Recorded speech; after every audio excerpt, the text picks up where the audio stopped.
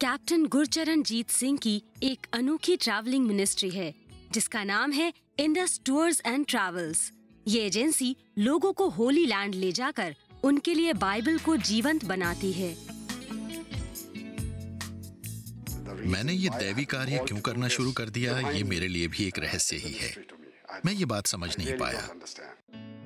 इस दैवी आह्वान से पहले कैप्टन सिंह नेवी में काम करते थे।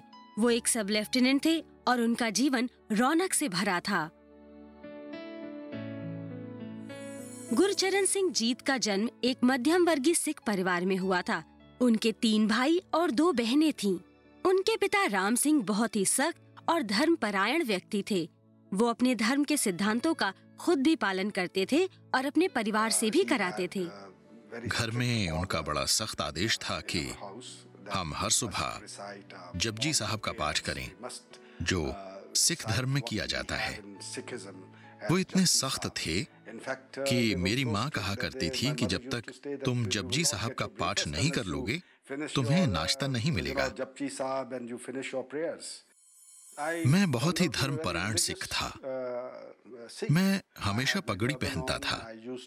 मैं अपनी दाढ़ी नहीं काटता था और नियमित रूप से गुरुद्वारे जाता था। 1980 में कैप्टन सिंह ने विंसेंट नॉर्मन पेल की लिखी किताब पावर ऑफ पॉजिटिव थिंकिंग पढ़ी, जिसने उनकी जिंदगी की दिशा ही बदल दी। मैं क्योंकि आत्म सुधार में दिलचस्पी रखता था और बहुत ज्यादा बुद्धिमान नहीं था, इसलिए मैंने ये किताब पढ़नी शुरू कर दी। मुझे याद है कि इसके एक अध्याय में उन्होंने ईसाई जीवन शैली की आधारशिला के बारे में लिखा था। मैंने उन्हें जब एक खत लिखा तो उन्होंने मुझे एक बाइबल भेज दी। तब मैंने पहली बार एक बाइबल देखी थी। मैंने इसे पढ़ना शुरू कर दिया, पर मैं इसे समझ नहीं पाया। पर मैं बिना इसे समझे एक बार पूरी पढ़ जरूर गया।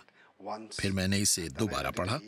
मैं धीरे धीरे ईसाई धर्म का और साहित्य मंगाने लगा, उसे पढ़ने लगा। आखिरकार मुझे एहसास हुआ कि बाइबल मुझे अपने मार्ग पर ले जा रही है। यीशु को अपना संरक्षक स्वीकारने में कैप्टन सिंह को 17 साल से भी ज्यादा समय लगा। एक वक्त ऐसा आया जब मैं ये समझ गया कि यही सच है, यही असली पुस्तक है। इसमें न कोई बदलाव है, न कोई अस्वीकृति है। ये तो बस सत्य है। मैंने इसे स्वीकार कर लिया और साथ ही यीशु को अपना परमेश्वर और संरक्षक भी मान लिया।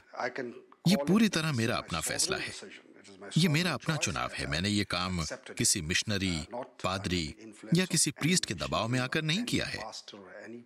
किसी ने मुझसे ऐसा करने को नहीं कहा। ये तो मेरी अपनी मर्जी थी। बाइबल में परमेश्वर कहते हैं, मेरे कारण लोग तुमसे नफरत करेंगे, लेकिन जो भी उस नफरत को आखिर तक सह लेगा वही बचेगा। जब कैप्टन सिंह ने यीशु को अपना परमेश्वर स्वीकार किया तो उन्हें अपने करीबी लोगों से भावात्मक प्रताड़ना झेलनी पड़ी। मुझे काफी मुश्किलें झेलनी पड़ी, लेकिन मैंने उन पर कामयाबी से विजय पाई।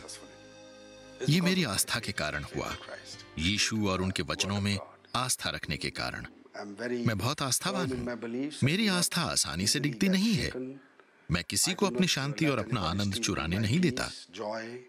मैं बहुत कर्मठ व्यक्ति हूँ। I'm totally standing on the rock.